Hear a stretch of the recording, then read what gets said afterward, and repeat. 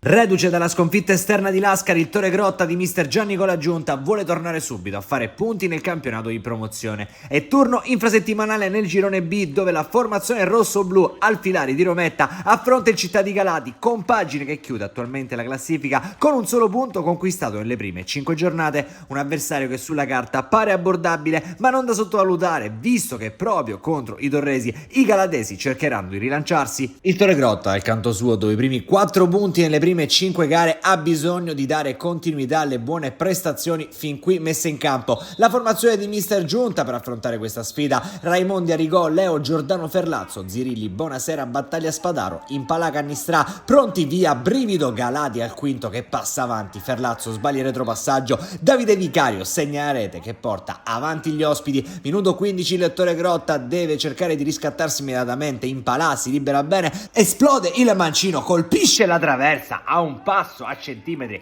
dal gol del pareggio il Torre Grotta. Arriviamo al 22esimo e Battaglia che cerca Spadaro, supera a centrocampo un avversario, il numero 11 resiste alla carica, alla trattenuta, avanza ancora indisturbato, finta la conclusione, poi la effettua col destro che però si perde abbondantemente oltre la traversa. Risponde il Città di Galati, minuto 25, un filtrante dalla mediana per Walid che riesce a liberarsi sulla sinistra, prova un tiro complicato, facile intervenire per Raimondi in presa centrale. Minuto 32, il Torre Grotta con un batti-ribatti in area di rigore cerca una prima conclusione, poi ne arriva una seconda che viene masticata, si trasforma in un assist, arriva la chance, quella propizia per Cannistrà che però non la tramuta nel gol del pareggio. Minuto 35, Battaglia cerca e trova Bonasera, il sinistro, specialità della casa, anche in questo caso mira da rivedere. Minuto 40, la punizione dello stesso Bonasera per Impala che colpisce di testa e va ancora una volta vicino al gol. Al 43esimo iniziano a farsi troppe le occasioni del Torre Grotta, palla per Ferlazzo che dalla sinistra mette il cross su Impala, colpo di testa ancora una volta,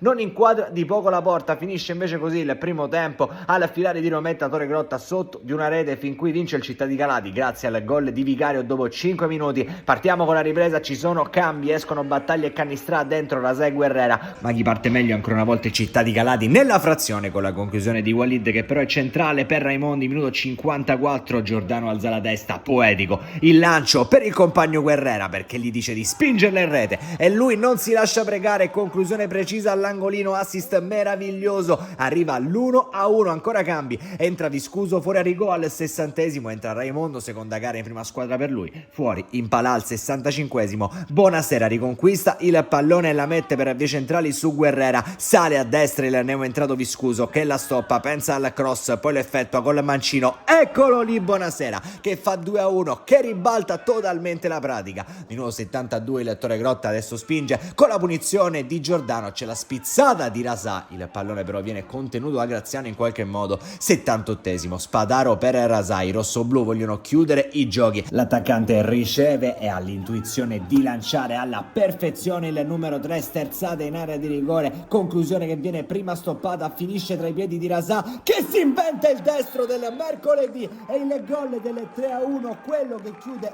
ogni discorso alla Filari di Rometta, dove alla fine il Torre Grotta i 3 punti li conquista e come. All'85esimo esce Spadaro dentro mondo, poi non c'è più tempo, torna alla vittoria il Torre Grotta di mister Gianni Colaggiunta, chiusa la pratica Città di Galati per 3-1. Un cordiale saluto amici di Wisport e come sempre alla prossima.